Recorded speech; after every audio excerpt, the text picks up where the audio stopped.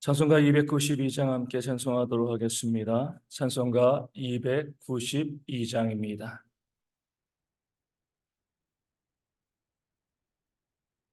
찬송가 292장 주 없이 살 수 없네 함께 찬송하도록 하겠습니다. 주 없이 살 수 없네 죄인의 구주여, 그 귀한 몸의 피로 날 구속하소서.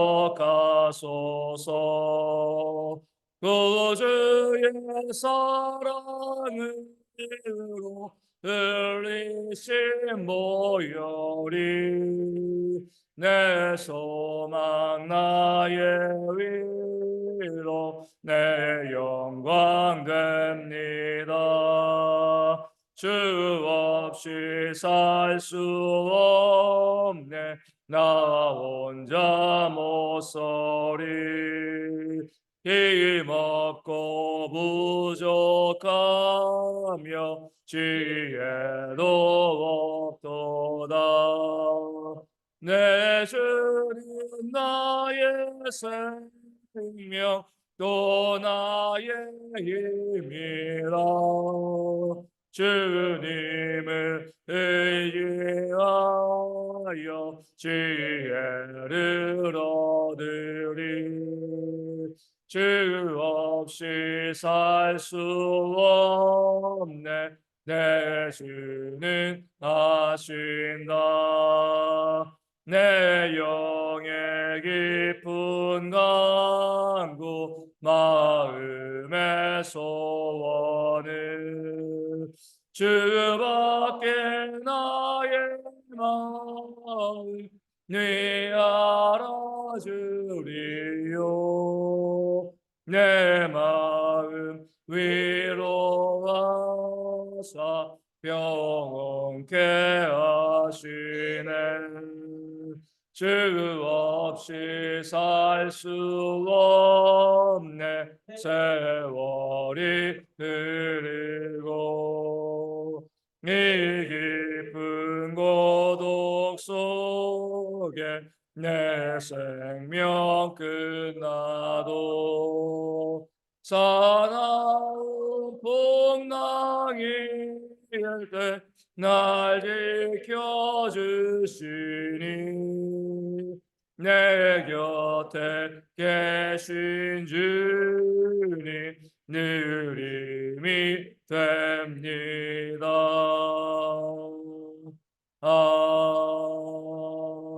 아멘. 사도신경으로 우리의 신앙을 함께 고백합니다. 나는 전능하신 아버지 하나님 천지의 창조주를 믿습니다. 나는 그의 유일하신 아들 우리 주 예수 그리스도를 믿습니다.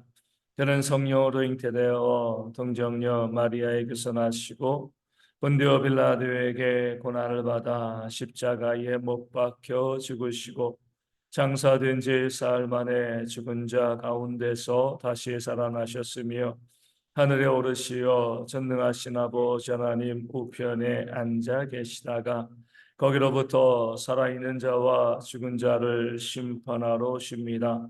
나는 성령을 믿으며 거룩한 공교회와 성도의 교제와 죄를 용서받는 것과 몸의 부활과 영생을 믿습니다. 아멘. 고린도후서 12장 19절 말씀을 함께 봅니다. 고린도후서 12장 19절 말씀입니다.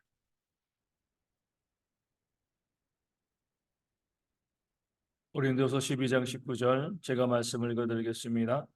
너희는 이때까지 우리가 자기 변명을 하는 줄로 생각하는구나. 우리는 그리스도 안에서 하나님 앞에서 말하노라. 사랑하는 자들아, 이 모든 것은 너희의 덕을 세우기 위함이니라. 아멘. 헌금의 문제에 있어서 이 고린도 교회 성도들이 모함하고 오해할 때 사도 바울은요, 거기에 대해서 오늘 말씀에 나와 있는 것처럼 자기 변명을 하지 않았습니다. 무엇을 했죠? 증거를 제시한 거죠, 그렇죠?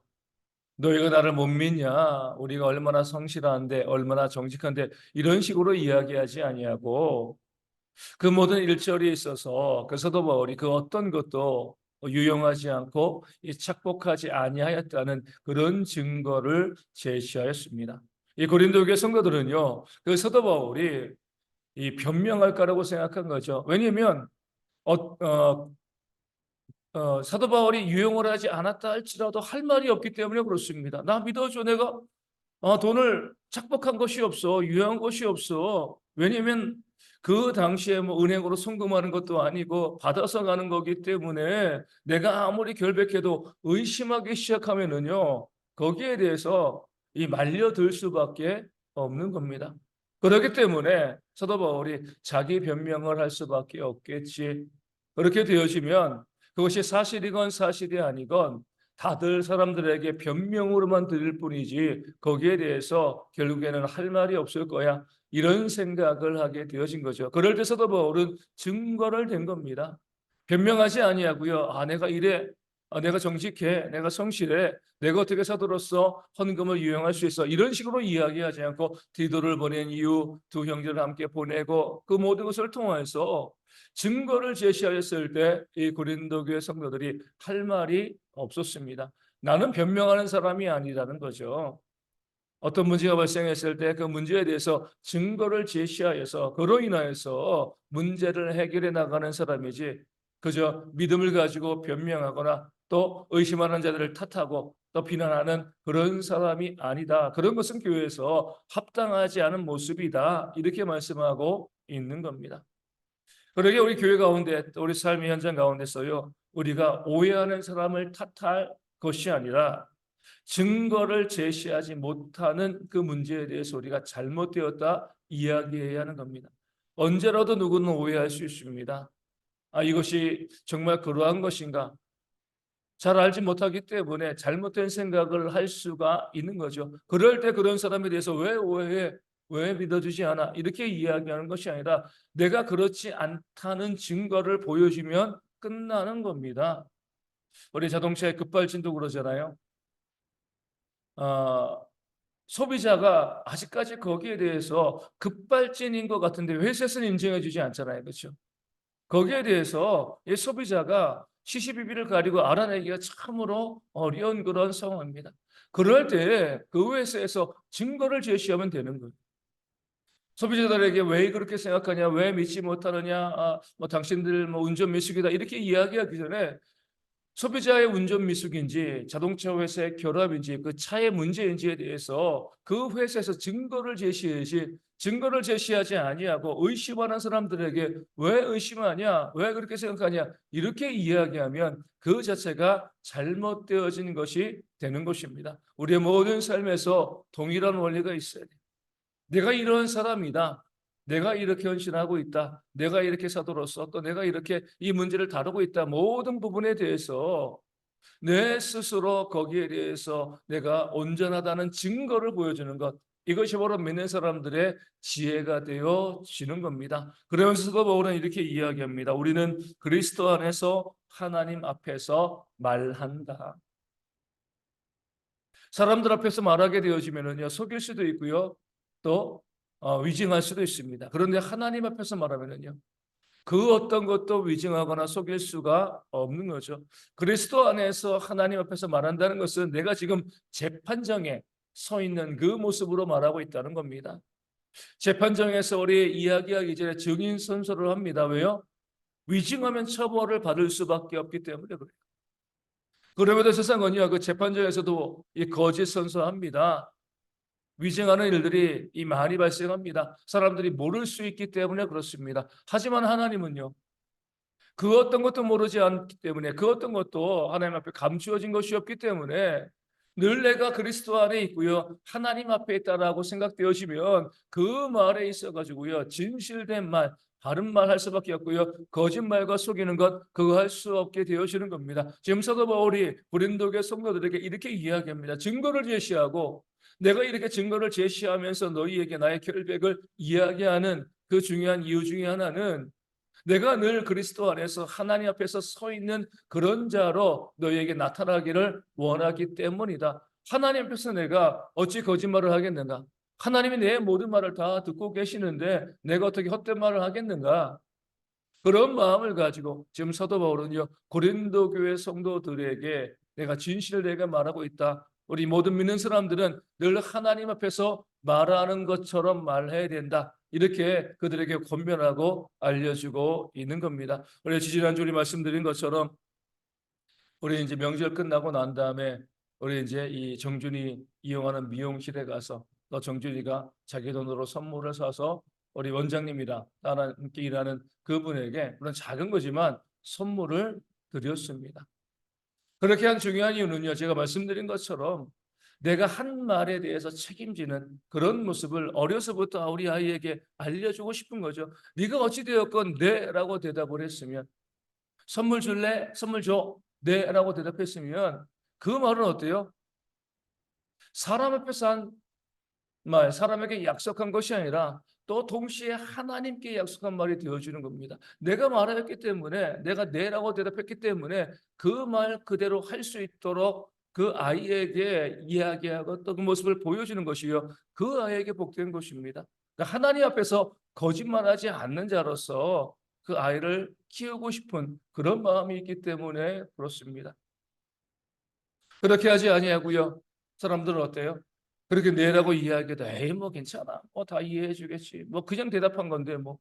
그러니까 자기가 말을 하고도요. 그 말을 지키지 않는 것에 대해서 너무나 쉽게 생각하는 그런 사람들이 있습니다. 그렇기 때문에 약속을 하고도 약속을 지키지 않아요. 물론 핑계 댑니다. 이것 때문에, 이런 일 때문에, 저런 일 때문에 그 못하게 되었습니다. 하지만 더 중요한 것은요. 내가 말하고 내가 약속했다는 겁니다.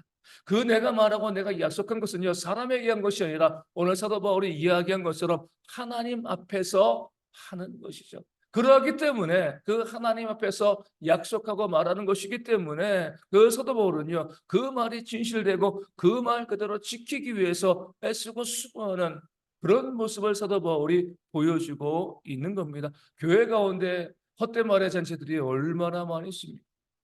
저도 이제 2001년부터 목회를 했으니까 해수로 이제 24년 목회를 합니다. 뭐 세 교회밖에 제가 섬기지 못하였지만 그 교회들마다 성도들에게 들은 말들 또 목회자들에게 들은 말들이 너무나 많이 있습니다. 이렇게 하지만 그 말이 실행되어지는 경우들을 그렇게 많이 보지 못한 거예요. 뭐 저는 얼마든지 이해할 수 있습니다. 하지만 중요한 건 뭐예요? 그 모든 말을 하나님은 다 기억하고 계신다는 거죠. 하나님 앞에서, 그리스도 안에서 하나님 앞에서 말을 한 거예요. 그러니까 사도 바울은 늘 그런 마음을 가지고 있었기 때문에 내가 어떤 말을 하든 그것이 가벼운 말이건 무거운 말이건 엄중한 말이건 이 모든 말들이 다 하나님 앞에서 한 말이기 때문에 그 말은 진실되어지고 그 말 한 그대로 내가 살아가고 있다. 이 사실을 지금 고린도교 성도들에게 이야기하고 알려주고 있는 겁니다. 그러면서 이렇게 이야기하죠. 사랑하는 자들아. 오늘 말씀은 지금 고린도 교회와 상당히 많은 갈등이 있습니다. 고린도 교회 성도들이 사도 바울을 인정하지 않고 오해하고 심지어 모함까지 했어요. 그럼에도 불구하고 사도 바울은요, 그런 고린도 교회 성도들을 향해서 사랑하는 자들아, 너희가 나를 그렇게 바라보고 나를 모함하고 나를 오해해도 나는 여전히 너희를 사랑한다. 이렇게 고백을 하고요, 이런 말을 합니다.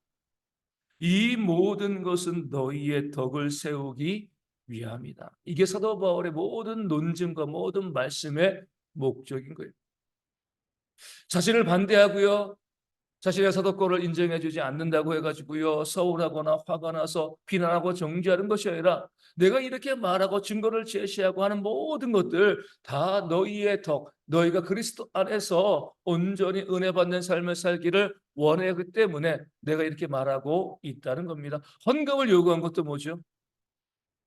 너희가 하나님 앞에서 예루살렘 교회를 위해서 또 구제 헌금을 하라 한 것도 뭐예요? 그들의 지갑에서 무엇인가 빼앗아 꺼내려는 것이 아니라 그렇게 헌신하고 수고함으로 하나님께서 그들에게 주실 복이 있기 때문에 사도 바울은 많은 교회에서 예루살렘 교회 형편을 이야기하고요. 또 그렇게 헌금을 또 그들에게 또 요청하고 있었던 겁니다. 나를 위해서가 아니라 내가 그 헌금 중에서 얼마를 빼내기 위해서 너희에게 헌금을 이야기한 것이 아니라 구제를 이야기한 것이 아니라 하나님께서 너에게 주시는 그런 복이 있기 때문에 내가 한 이 모든 것들, 헌금에 대한 모든 것들도 바로 너희의 덕을 위한 것이다 라고 이야기하고요. 또 그들이 오해하였을 때 증거를 제시하면서 그들에게 이야기한 것도 그들을 비난하고 정죄하고 공격하기 위해서 그런 것이 아니라 그 모든 것들을 통해서 그들의 오해가 사라지고 하나님 앞에서 진실된 신앙의 삶을 살기를 원했기 때문에 내가 증거를 제시한 것이지 너희가 나를 오해하고 모함한 것 서운하지 않다는 것.